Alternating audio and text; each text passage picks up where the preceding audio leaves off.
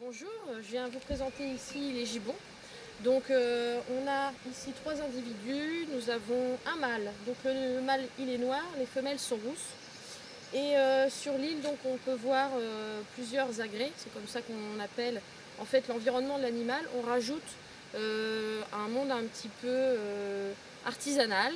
Donc ici on a des arbres morts et on a rajouté des cordages, puisque ce sont des animaux arboricoles et qui se déplacent essentiellement avec leurs bras. Donc on appelle ça la brachiation. On peut observer que les gibbons se déplacent vraiment à la force des bras. Ils ont les muscles des bras très développés et très peu sur le sol. Donc ils ont besoin de se développer en hauteur et peu au sol. Pour la nourriture, c'est la même chose.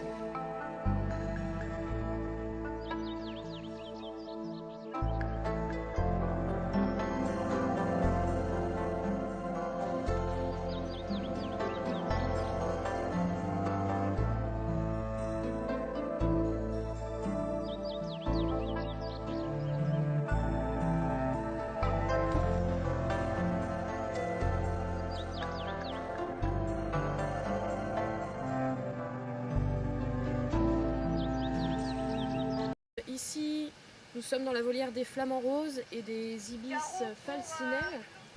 Donc on peut voir dans cet enclos que en fait, il y a accès pour les visiteurs. Donc il y a un coin pour les flamants roses et les gens peuvent passer dans l'enclos. Donc si on regarde bien, on a des perchoirs, donc ce sont les arbres, pour les ibis, puisque ce sont des oiseaux qui ont besoin de se percher. Alors pas tous les oiseaux ont besoin de se percher, justement les flamants roses n'en font pas partie, ils sont très souvent au sol. Donc ce sont des oiseaux à pattes palmées qui vivent dans des endroits très humides avec une eau peu profonde. Donc ici dans l'enclos on a bien sûr l'eau, c'est le bassin qui est peu profond justement. Et on a également un miroir qu'on peut voir sur la maison des flamands, qui sert à quoi en fait? Qui sert à la reproduction. Donc le flamant rose, il se sent bien quand ils sont nombreux, et le miroir donne un effet en fait de plusieurs individus. Là ils sont 7, donc on a l'impression qu'il y en a beaucoup plus. Donc ça aide à la reproduction. Donc pour la reproduction, ce sont des animaux qui vivent en couple. Les oiseaux, les 3/4 des oiseaux vivent en couple. Et ils forment des nids au sol, pour les flamants roses toujours, avec de la boue. Donc ils font des grosses buttes de terre. Et en fait, l'oiseau se met dessus et il construit son nid tout en étant couché dessus avec des petites boulettes de terre. Donc voilà comment ils vont former leur nid. Et pour les ibis, ce sont des nids en hauteur bien sûr.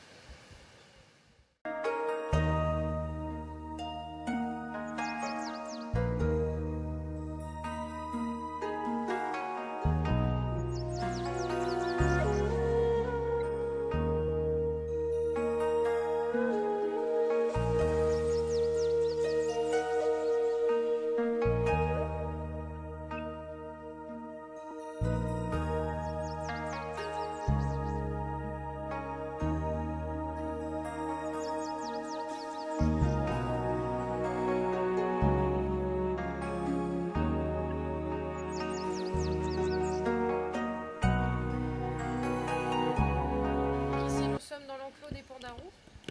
Donc ces animaux sont arboricoles encore une fois, donc ils ont besoin de grimper aux arbres.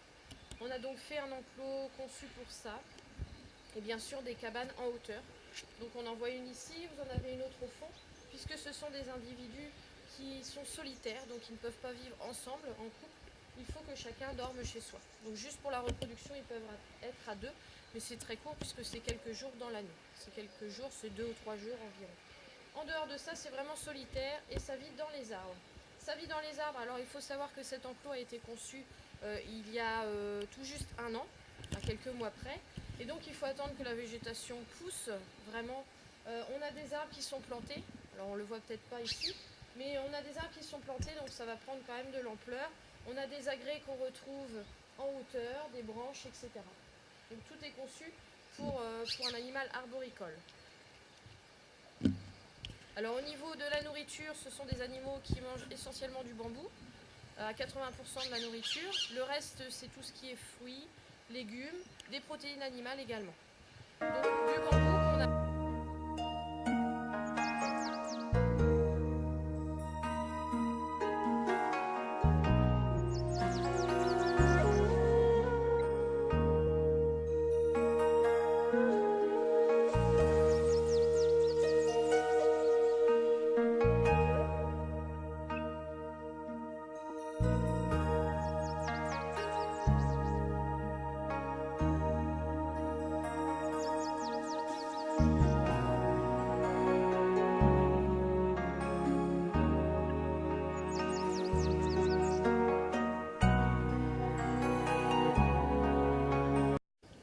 Donc ici nous sommes devant l'enclos des ours malais. Donc on peut apercevoir dans l'enclos tout un tas d'agrès. Donc ce sont des installations conçues pour un ours arboricole. Donc un ours qui est capable de grimper aux arbres, il est conçu pour. Donc on a installé des plateformes en bois. Nous avons également des arbres dans l'enclos. Des arbres qui sont plus ou moins condamnés. On a mis des fils électriques dessus parce qu'en fait ce sont des animaux qui ont grandi à Vincennes. Et donc à Vincennes, il n'y avait pas d'arbres pour grimper. Ils n'ont pas appris à grimper. Donc le risque, c'était qu'ils essayent de grimper dans l'enclos ici et qu'ils tombent. Donc on a protégé les arbres pour leur sécurité en fait. Donc ce sont des animaux qui vivent dans les forêts tropicales de Malaisie, donc dans des endroits plutôt chauds. Donc pour les protéger du froid ici en Bretagne, on a des bâtiments chauffés bien sûr. Donc l'hiver, ils sont en accès libre. Ils peuvent aller dehors s'ils le souhaitent. Et si vraiment il fait très froid, donc de la neige ou du gel, on les laisse à l'intérieur au chaud, donc entre 15 et 20 degrés.